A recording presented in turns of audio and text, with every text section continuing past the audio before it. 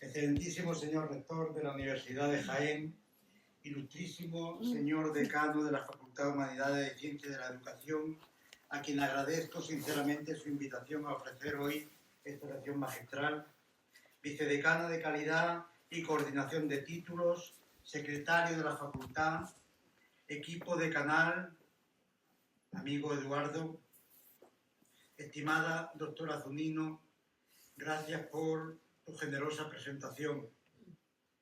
Queridos profesores y profesoras, estudiantes, familiares, amigos y amigas y todos aquellos y aquellas que nos acompañan hoy a través de YouTube. Muy buenos días y gracias por estar aquí. Y como ya he dicho, aquellos y aquellas, amigos y amigas, pues ya a partir de ahora voy a seguir utilizando el género masculino con carácter inclusivo, por supuesto.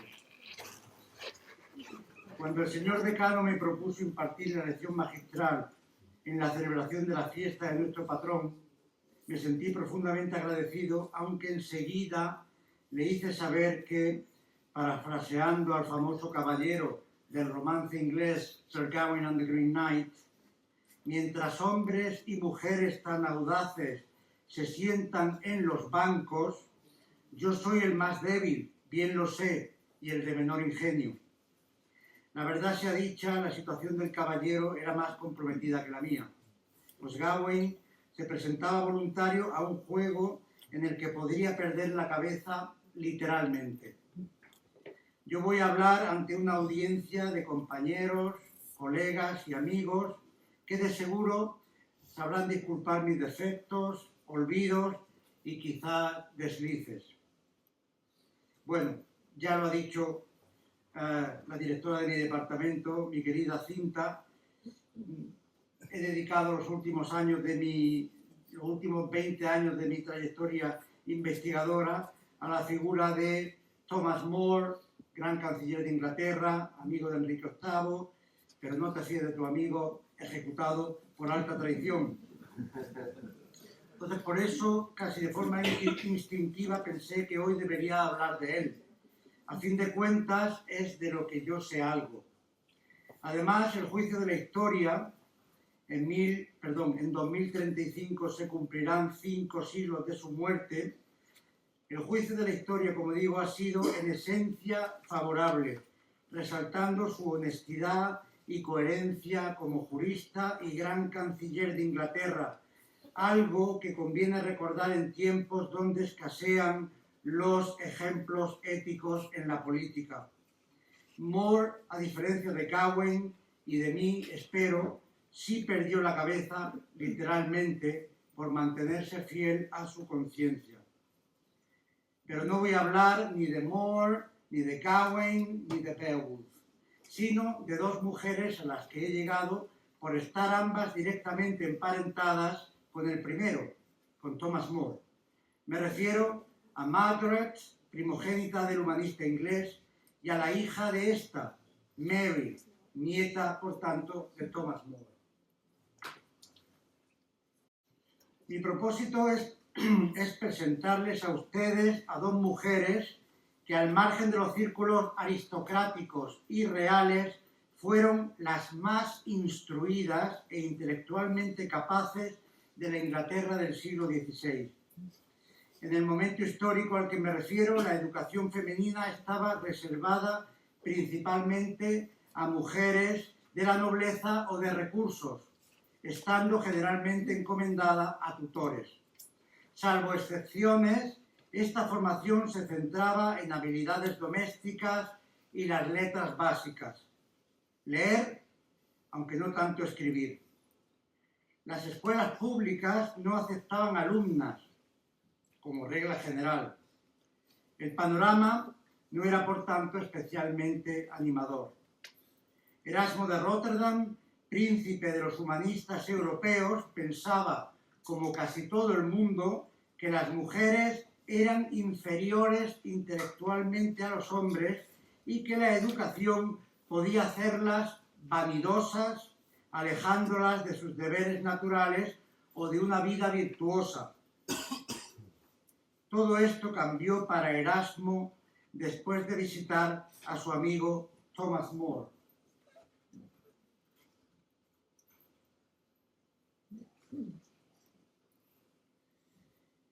En una carta escrita en 1521 a otro humanista, Budeo, Erasmo confesaría con cierto sonrojo, y cito: «No había mortal que no estuviera convencido de que para el sexo femenino la educación era inútil para la castidad o la reputación. Yo mismo, en los viejos tiempos, tampoco estaba completamente libre de esta opinión». Qué manera más relajante de decirlo. Pero More me la ha quitado de la cabeza. More, por supuesto, era un hombre de su tiempo y por ende heredaba una concepción de la mujer muy similar a la de su amigo Erasmo. Pero es igualmente cierto que el inglés, como el valenciano Juan Luis Vives, Moro, Erasmo, Vives, fue más allá y se convirtió en un firme defensor de la educación de las mujeres. En 1516 se publicó Utopia, la obra más emblemática de este autor. En ella se describe la vida en una isla imaginaria, acaso ideal, en la que hombres y mujeres acceden al conocimiento con absoluta igualdad, pero también a las tareas del campo, a la formación militar e incluso al sacerdocio. El futuro gran canciller de Inglaterra estuvo casado 2 veces y fue padre de 3 hijas y de un hijo. Deslumbrado por el auge de los estudios clásicos en Oxford, More se convertiría en la figura más importante del humanismo inglés, fraguando su ideario a la par que el de Erasmo y Vives. Ambos fueron huéspedes en su casa de Londres y tuvieron ocasión de comprobar in situ la esmerada educación que More estaba proporcionando a su prole. El inglés estableció en su casa una academia platónica en cristiano, como explicaba Erasmo a Johannes Fabri, obispo de Viena, a finales de 1532.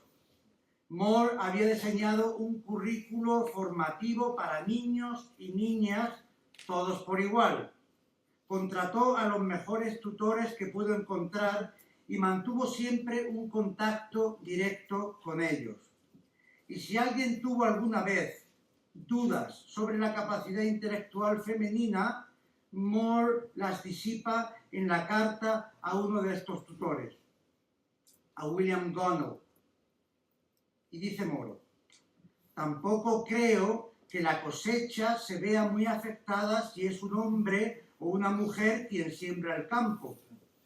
Ambos tienen la misma naturaleza humana, que la razón diferencia de la de las bestias, por lo tanto son igualmente aptos para aquellos estudios por los cuales la razón es cultivada y fructifica como una tierra arada en la que se ha sembrado la semilla de buenas lecciones». Indudablemente, muchas de sus afirmaciones hoy nos resultan incómodas. Algunas figuran en el texto con la edición completa de mi lección magistral. Algunas son indudablemente incómodas. Sin embargo, lo que no admite discusión es que para él no existía diferencia alguna en la capacidad intelectual de hombres y mujeres. Y es que ya desde su infancia, cuando fue enviado a educarse en el palacio del poderoso John Morton, More tuvo ocasión de servir en más de una ocasión a la reina madre, la madre de Enrique VII, Margaret Beaufort, una mujer cuya talla intelectual y logros literarios, especialmente en el campo de la traducción, no pasaron desapercibidos para el joven Thomas. Partiendo de la base entonces de la misma capacidad intelectual, More defendía una educación integral, en la que la adquisición de conocimientos debía ir acompañada del aprendizaje y ejercicio de las virtudes humanas. Así se lo manifiesta de nuevo a Connell en la carta antes citada. Siempre estaba recetando, siempre. De no ser así, decía, los necios, ante la vida disipada de los sabios o su pública vileza, achacarán la falta de valores propia de una naturaleza indolente a la erudición y a la sabiduría, concluyendo que la ignorancia es virtuosa, pues no abre la puerta a los vicios. Tanto los hombres como las mujeres, así sucede en Utopía, han de dedicarse al estudio y a la virtud. Consciente de que la educación de ellas era no solo una novedad, sino también un reproche a la pereza de los hombres, More entiende que aquellas mujeres que gocen de cierta notoriedad por su sabiduría serán objeto de especial atención y escrutinio. Por ende, afirma, la fama de la erudición, cuando no va unida a una buena vida, no es otra cosa que una espléndida y notoria infamia. Este sería especialmente el caso en una mujer. Pero en modo alguno, olvida a los hombres. Cito, así como un buen hombre debe evitar la infamia, exponerse a la fama es signo claro de que un hombre no solo es arrogante, sino ridículo y miserable. Y concluye More, que alguna mujer a la virtud eminente logra añadir una cierta habilidad, aunque sea moderada, en las letras, creo que tendrá más provecho real que si hubiera obtenido las riquezas de Creso y la belleza de Helena. Se ha dicho que la educación que More procuró a sus hijas contribuía a su reclusión en el ámbito del hogar, formando mujeres inteligentes que fueran capaces de apoyar a sus esposos, educar a sus hijos y organizar la casa. En otras palabras, una forma de ampliar la brecha entre los dos sexos, perpetuando una existencia doméstica para ellas frente a la proyección pública en ellos. Si así fuera, no veo el sentido de diseñar un currículo tan amplio como complejo, idéntico para ellas y ellos, con algunos contenidos de escasa aplicación, digamos, práctica en el día a día. Me inclino a pensar más bien que More entendía que el conocimiento suponía, ya lo he dicho, un soporte para una vida virtuosa y además un bien en sí mismo que una mente formada puede apreciar y disfrutar. Otra cosa bien distinta es que, en efecto, para Moro, las mujeres tuvieran una dependencia marcada del hogar, de sus hijos y de las ocupaciones domésticas. Como hombre de su tiempo, esto le parecía lo más natural. Pero eso no impidió que el humanista inglés pusiera al alcance de sus hijas las herramientas que las capacitarían para, si fuera el caso, tener la autonomía intelectual suficiente y desafiar los roles impuestos. En este sentido, creo que More no era consciente al principio de hasta qué punto su hija Margaret y su nieta años más tarde desbordarían sus expectativas. Este es el famoso boceto para un retrato doméstico, un retrato de la familia completa de Thomas More. El cuadro no se conserva, pero sí conservamos este boceto. Esta que está aquí sentada es Margaret. En sus manos tiene un libro. Esta es una imagen ampliada de Margaret y esta una recreación de algún autor posterior, siglo XVIII, XIX, no recuerdo, sobre este personaje. Este personaje real. Nació el 1 de octubre de 1505 en Londres, la primera hija de Thomas More y Joanna. Erasmo visitó a la familia 4 años después, cuando ya habían nacido Elizabeth, Cecily y John, todo el resto de la familia. Fue precisamente durante los días que pasó en casa de los Moro cuando empezó a pensar o acaso escribir su Moriae Encomium, el elogio de la locura, publicado en 1511. El elogio de la locura es también el elogio de su amigo inglés Moro, Moriae Morus, a quien dedica la obra. Durante toda su vida Erasmo tuvo a la familia de su amigo en su corazón. Margaret, además, estableció con el holandés una interesante relación intelectual a la cual haré referencia.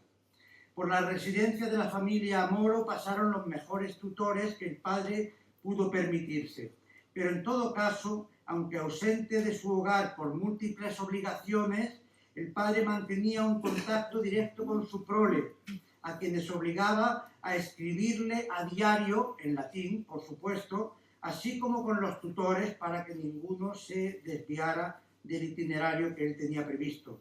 La educación de sus alumnos en esta escuela aunaba la formación en la fe cristiana y en las distintas disciplinas del conocimiento. Margaret, como todos los demás, recibió desde pequeña una sólida instrucción religiosa y una esmerada educación académica. Se estudiaban los textos griegos y latinos, abarcando todas las artes liberales y humanas, gramática, retórica, lógica, poesía, matemáticas, filosofía y astronomía, así como la teología, la medicina, todo esto acompañado de la oración diaria y otras lecturas de material religioso y espiritual. Así Margaret había leído a los padres de la Iglesia, a Eusebio de Cesarea, el historiador, a Platón, Aristóteles, Galeno, Cicerón, Salustio, diversos escritos de su padre también, así como las obras de Erasmo y otros humanistas, como por ejemplo el español Juan Luis Vives. Margaret ya despunta como la alumna más aventajada en aquella academia doméstica y durante la década de los 1520 recoge los primeros frutos de su erudición, que se mantienen y atesoran entre las tradiciones de la familia. Meg, como la llamaba su padre, no fue una abanderada de la paulatina, aunque lenta, incorporación de la mujer al ámbito de la vida pública, como tampoco fue una influencer más allá de su ámbito doméstico. Tampoco quiso su padre animarla, quizás movido por un excesivo paternalismo o por una sana desconfianza de las veleidades del mundo o de la fama. Quiero reparar en una anécdota que creo es indicativa y tiene que ver con ese, podríamos decir, creador de opinión que era Erasmo de Rotterdam. En 1520, el príncipe de los humanistas publicó en Basilea su edición de las obras completas de Cipriano de Cartago. Bueno, que me he saltado esto, pero lo digo ahora mismo. Este es el modo en el que se ha representado a Margaret, por ejemplo, en el mundo del teatro, 1961, The Man for All Seasons, en Broadway,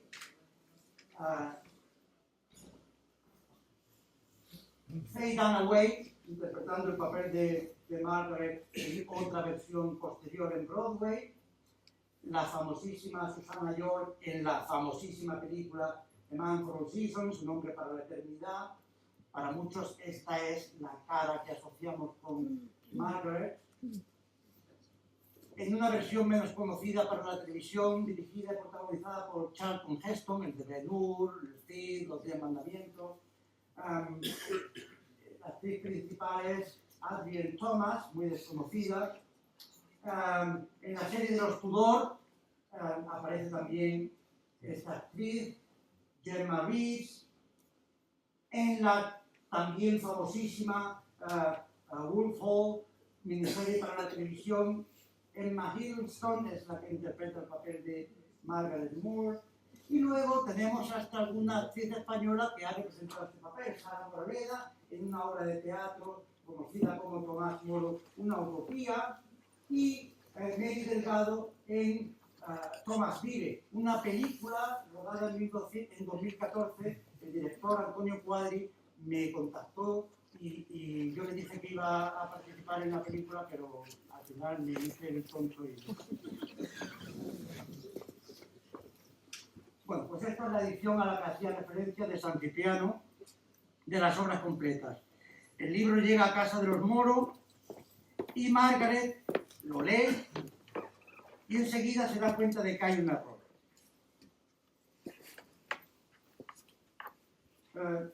Esta palabrita que aparece aquí, Nisi, ella inmediatamente se da cuenta, porque la frase en esta primera parte, lejos esté de la Iglesia de Roma, abandonar con su majestad, con tan profana dejadez, y luego viene un Nisi que descuadra. Entonces Margaret corrige el texto. Esto nos llega a través de uno de los biógrafos de Thomas More, que dice así, Hartsfield, dice: cuando la señora Margaret hubo leído esta parte, sin la ayuda de ninguna otra versión o indicación, dijo: estas palabras, Nisi vos, deberían ser, creo, y estaba en lo cierto, apostilla el biógrafo, nervos. Solo en su edición de 1568, Jacobus Pamelius recogió el pasaje depurado, atribuyendo por fin la corrección a Margaret Roper. Habían pasado 25 años de la muerte de la autora. Este es el pasaje ya revisado, leemos de 1520 a 1568, como dice mi amigo Jesús López, hay la matemática. Ustedes calculen. Ella lo corrige, pero solo muy después se incluye la revisión y aquí la mención explícita a Margarita, la hija de Tomás Moro. ¿Pero acaso no sabías, Erasmo, que Margaret te había enmendado la plana? ¿Cómo es que no quisiste incluir sus correcciones en las reediciones de San Cipriano que se hicieron mientras aún vivías? Probablemente el holandés se excusaría diciendo que por aquel entonces editaba sin parar a los padres de la Iglesia y estaba muy ocupado, o es que estoy malo. O quizás no llegó a enterarse nunca de la rectificación de Margaret. Sea como fuere, de lo que no cabe duda es de la admiración que Erasmo sentía por esta mujer, a quien ensalzó con unas palabras: Britanniae tuae vetus, el ornamento de tu Inglaterra. Este hombre difícil y poco dado al elogio tenía razones de sobra para pensar así.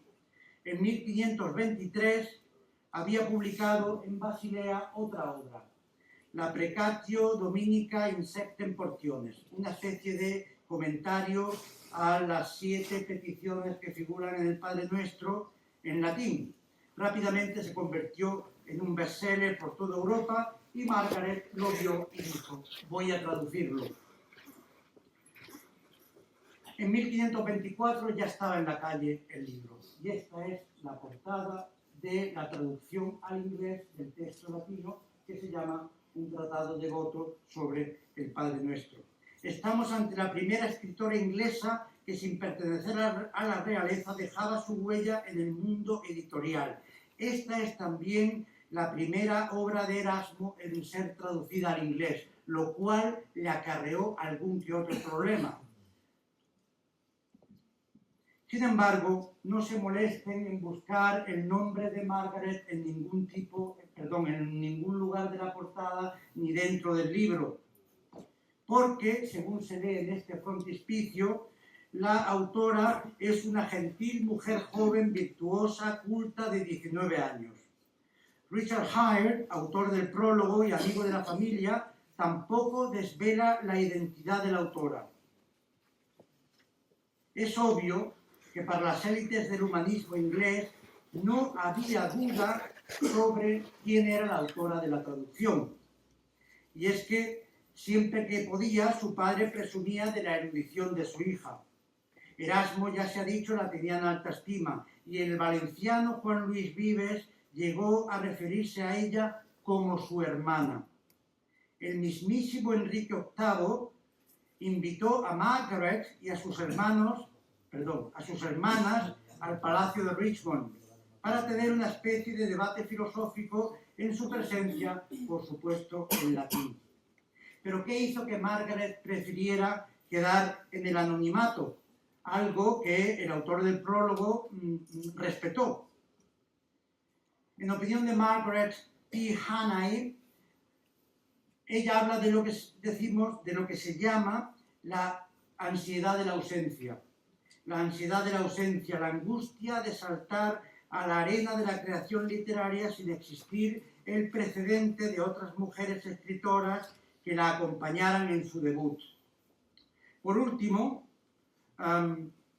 aplicando el modelo de análisis moderno feminista de Alexandra Barratt, Margaret habría accedido al universo de la producción literaria implementando conscientemente dos estrategias para sortear el binomio autoría literaria sexo masculino. Si no eres hombre, no publicas. ¿Qué hizo ella? Recurrir al anonimato y recurrir a la traducción. No se sabe quién es, aunque todo el mundo lo sabía, y luego ella pues simplemente es traductora. La autoridad es de Erasmo. ¿Qué más escribió esta mujer? Recientemente he argumentado que la producción impresa de Margaret habría sido más abundante si hubiera tenido una vida menos azarosa, lo cual no es decir mucho. A partir de 1527, la fecha del retrato familiar, que les he enseñado antes, la vida de Margaret experimentó una serie de sacudidas. Al año siguiente, 1528, estuvo a punto de morir tras contraer la enfermedad del sudor. En 1529, Thomas More fue nombrado gran canciller de Inglaterra. Erasmo frunció el ceño. Desde hacía un par de años, Enrique VIII venía meditando la idea de romper su vínculo con Catalina para poder casarse con Ana Bolena, un asunto espinoso que pronto se conocería como The King's Great Matter. Lo que sobrevino después es conocido. Una tormenta doméstica, dinástica, religiosa, económica, judicial y política que apenas 10 años después desembocó en el cisma anglicano, la proclamación del monarca inglés como cabeza de la nueva Iglesia de Inglaterra y la cabeza de Moro ensartada en una pica en el puente de la Torre de Londres como aviso a navegantes. A este, que era mi amigo, lo he ejecutado, así que cuidado.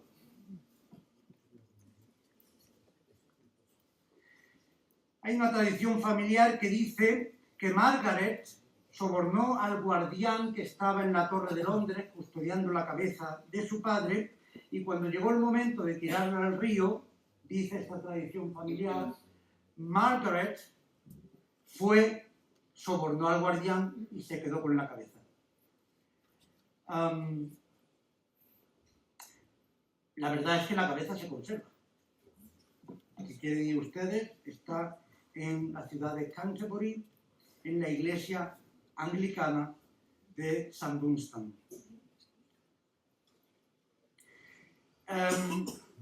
Esto no pasó desapercibido para Thomas Cromwell, el jefe del KGB Tudor, quien llamó a la osada hija ante el Consejo del Rey, acusándola de conservar la cabeza de su padre como una reliquia sagrada.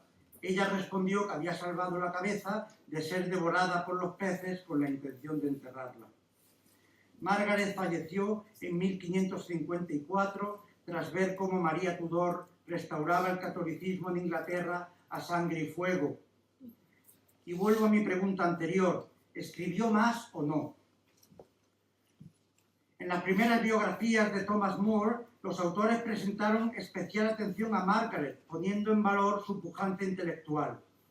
Y esto dejando a un lado el uso ideológico contra el anglicanismo que se hizo de More y su círculo más cercano, ellas incluidas, primero por María Tudor y su esposo Felipe II, y por este en los Países Bajos españoles contra la reina Isabel I.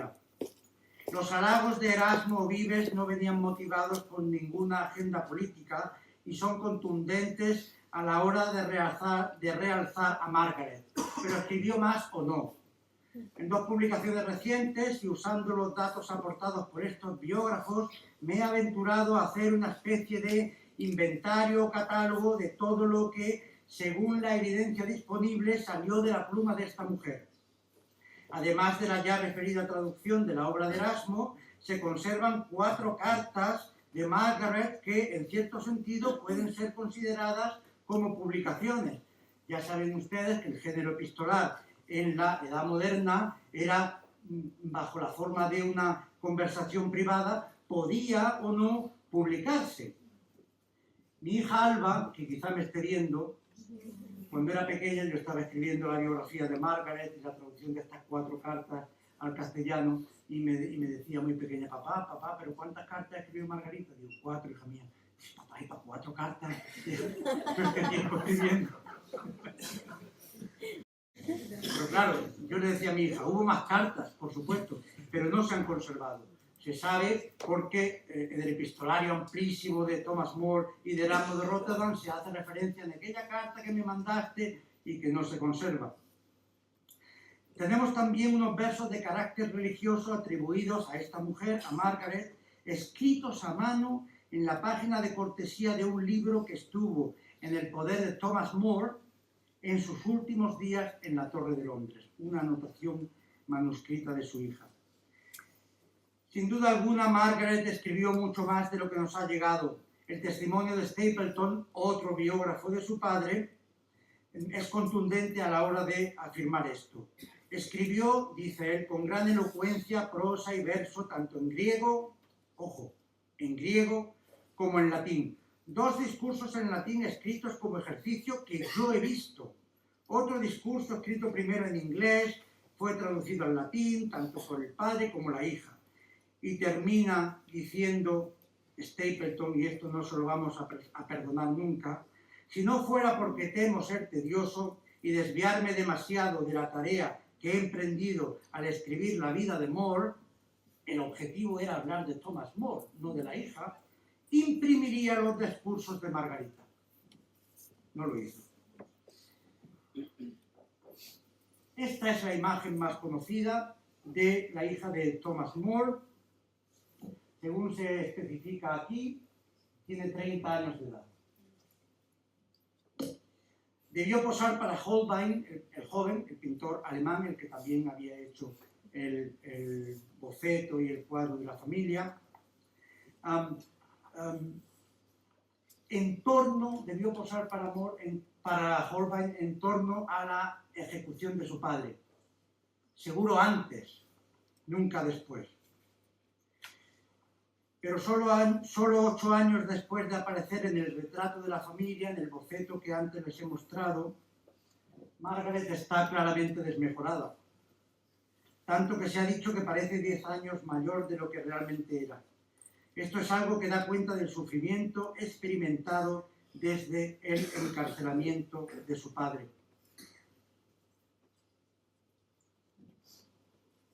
Voy a seguir hablando de Margaret un poco más como transición a la siguiente autora de la que quiero hablarles a ustedes, que es Mary Roper, la hija de Margaret.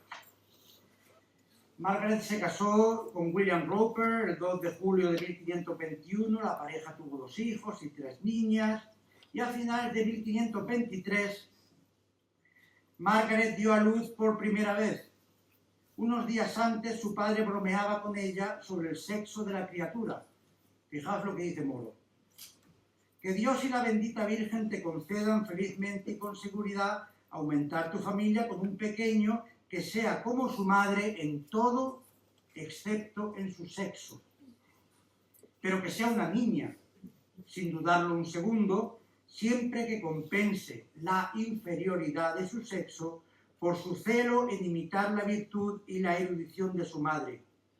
Preferiría una niña así a 3 niños. Probablemente fue un chico. Pero 3 años más tarde nacería una niña, Mary, que encajaba perfectamente en la descripción de su abuelo. Más vale una niña así que 3 niños. Como Moro, Mary Roper, estoy hablando ya de la hija, se casó también 2 veces. Durante su vida conoció a 2 reyes y a 3 reinas. Nació en una Inglaterra católica que se escindiría de Roma en 1534. Durante el reinado de Eduardo VI, la llamada Iglesia Anglicana inició una deriva claramente protestante, volviendo temporalmente al seno del catolicismo con María Tudor. Cuando Mary Roper murió, el 20 de marzo de 1572, en Inglaterra reinaba Isabel I y la Iglesia Anglicana estaba ya definitivamente separada de Roma. Volvamos un momento de nuevo al hogar de Margaret. Es de nuevo Nicholas Hartfield, biógrafo de Moro, el que nos cuenta una anécdota. Después de la ejecución de Moro, pues Thomas Cromwell le pone la proa a la familia del traidor y mandaba continuamente registros a su casa buscando allí cualquier material incriminatorio. Entonces, pasados los años, con Cromwell ya ejecutado, porque Enrique ya saben que tenía ese vicio, cortar cabezas, en 1543 una cuadrilla fue enviada a casa de Margaret sin aviso previo para llevar a cabo un registro. Uno de los oficiales relataría más tarde a Hartfield, biógrafo, sus impresiones sobre Margaret. Cuando algunos fueron enviados, este es el informe, cuando algunos fueron enviados a registrar la casa de parte del rey, dando con ella sin previo aviso, no la encontraron gimoteando o lamentándose, sino plenamente ocupada en instruir a sus hijos. Al no verla sorprendida en tal circunstancia y viendo también, además de su constancia, una gravedad y sabiduría en su conversación que para nada esperaban, fueron ellos mismos los que muchos se sorprendieron y admiraron sobremanera, de forma que no pudieron en adelante decir nada malo de ella. Esta cita es importante no solo porque transmite la fortaleza y serenidad de una mujer cuya privacidad está siendo violentada, moriría 10 años después, sino también porque demuestra que Margaret organizó en su hogar una nueva academia como la que su padre estableciera para su familia. De esta educación se iba a beneficiar Mary Roper, que sería una adolescente de 17 años en el momento de este registro domiciliario. Una carta del humanista inglés Roger Ascham a Mary, la hija de Margaret, escrita en 1554, nos lleva de nuevo a esa escuela doméstica. Margaret, su madre, había intentado convencer a este humanista, a Roger Ascham, para que entrara a trabajar como tutor de su familia. Para enseñarles, dice Roger Ascham en su carta, escrita a Mary, para enseñarles a usted y a sus otros hijos las lenguas griega y latina, pero en ese momento ninguna oferta pudo inducirme a dejar la universidad. Las cosas estaban quizá un poquito mejor en el siglo XVI, señor rector, que ahora. Ahora, por el contrario, era el humanista el que ofrecía sus servicios a Mary, desvinculado ya de la universidad, quizá no. Ascham se encontraba en la corte de María Tudor y parecía dispuesto a ayudar a la nieta de More, aun como sustituto de esos tutores que Margaret había contratado ante su negativa, y aún seguían con su hija Mary, una mujer de 30 años que, sin hijos de su primer matrimonio, dedicaba a su formación filológica más tiempo del que su madre Margaret jamás pudo. De esta manera, Mary Roper, la hija de Margaret, es que no tengo ninguna ilustración de ella porque no se conserva ninguna, se convirtió en una especialista de latín y griego. Su aprendizaje estuvo especialmente orientado a la traducción, desarrollando una técnica que puede inferirse de los escritos de su maestro, John Christopherson, y no voy a leer lo que dice su maestro, que nos hagamos una idea de cómo traducía Mary. Esta mujer es especialmente conocida por la traducción que hizo al inglés de un texto en latín sobre la pasión de Cristo, escrito por su abuelo, por Thomas More, cuando estaba preso en la Torre de Londres. Esta traducción fue incluida por William Rustell en la edición de las obras inglesas de Thomas More, publicada en 1557, con María Tudor, por supuesto. Estamos ante el único texto escrito por una mujer que se imprimió durante el reinado de María Tudor. En estas fechas, Mary ya había contraído matrimonio con Mr. Bassett, vuelto a Inglaterra después de su exilio en los Países Bajos tras la coronación de María Tudor. Y Rustell, el editor, estaba entusiasmado de incluir esta traducción de la nieta de More en The English Works of St. Thomas. Y dice Rustell de la traducción de Mary: pareciera haber sido escrita primero por Thomas More en inglés por su propia pluma y no traducida en absoluto. Tal es la habilidad que tiene para seguir los pasos de su abuelo al escribir. Indudablemente, tanto para Margaret More como para Mary Roper, el punto de referencia cuando se habla de ellas es Thomas More. Pero gracias a eso sabemos de estas mujeres. Sabemos también que Mary tradujo una serie de autores griegos, historiadores de la primitiva Iglesia cristiana, que dedicó esa traducción a la futura reina María Tudor, esa que se ha venido a llamar Bloody Mary, María la Sangrienta, María la Sanguinaria. Con María se experimentó, no cabe duda, un cierto revival moreano, se le sacó del olvido, la familia de Thomas More volvió a estar en el candelero, se publicaron estas obras. Pero ¿por qué Mary Bassett no publicó la traducción que había hecho de estos escritos de historiadores de la Iglesia, de la cual solo se conserva un manuscrito en borrador, autógrafo, en la Biblioteca Británica? ¿Por qué no lo hizo? Pues porque quizá tuviera un poco de reparo todavía, o porque John Christopherson, su profe de latín y griego, había sacado su propia traducción. Entonces, como que quedaba mal, ¿no?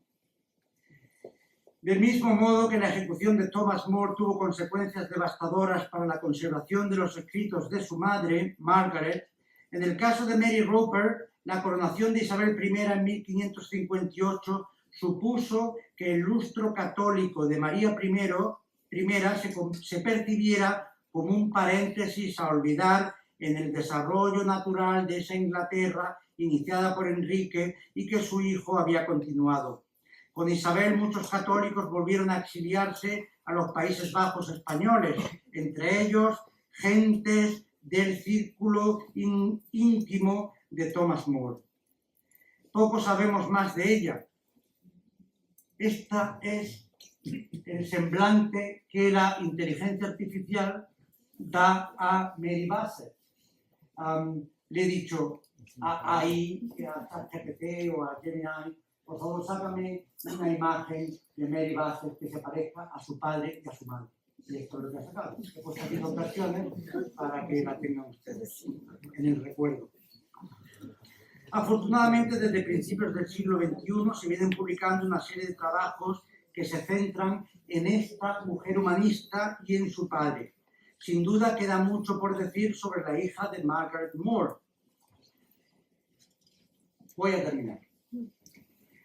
Desde que empecé a estudiar a estas dos humanistas, siempre me llamó la atención el poco reconocimiento que la crítica feminista les prestaba. Se pasa como de puntillas por la actividad de estas dos mujeres, que junto a otras que se formaron en el entorno de la academia doméstica de la familia More, bien pueden ser recordadas como la primera generación de mujeres humanistas inglesas. Durante la década de los 80 del siglo pasado, varias investigadoras redescubrieron con interés el valor de Margaret y en menor medida de Mary. Pero gradualmente un feminismo exclusivamente reivindicativo o de denuncia del heteropatriarcado ha silenciado a estas autoras que no dan demasiado juego ideológico. Como explica Mary Lamb, estas mujeres, cuya producción escrita está tan vinculada a Thomas More, no pueden tener ninguna relevancia en un tipo de crítica literaria que pone en valor precisamente la resistencia a los padres y al patriarcado.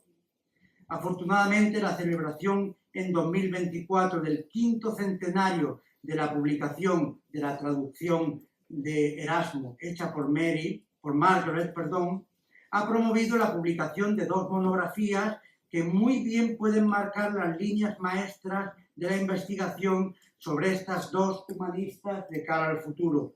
He tenido el honor de participar en una de ellas y de tener una presencia crítica relevante en la otra.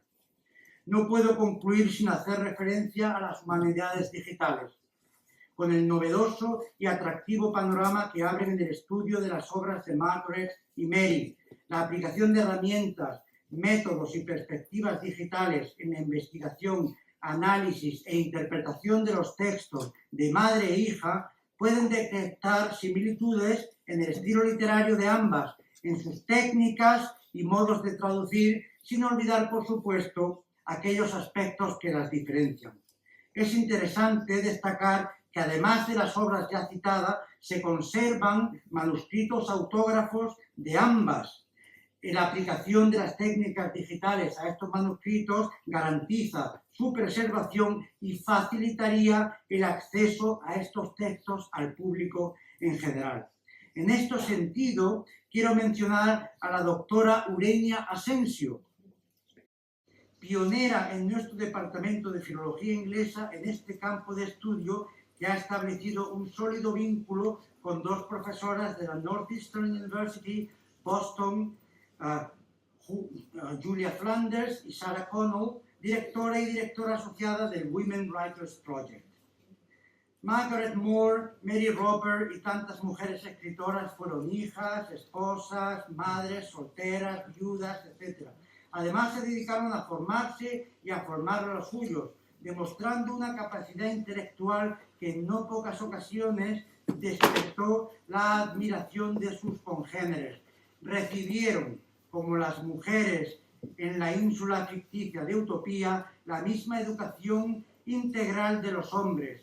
Eso fue, de todos los logros y avances deseables o no del ideal utópico, lo que Thomas More, Margaret y Mary quisieron hacer realidad en su ámbito íntimo y familiar, la edutopía, educatio topos, doméstica, un lugar de aprendizaje, crecimiento y maduración humana e intelectual, una pieza fundamental en ese otro ideal recreado por los humanistas del siglo XVI, al que llamaron la República de las Letras, Dixit. Muchas gracias.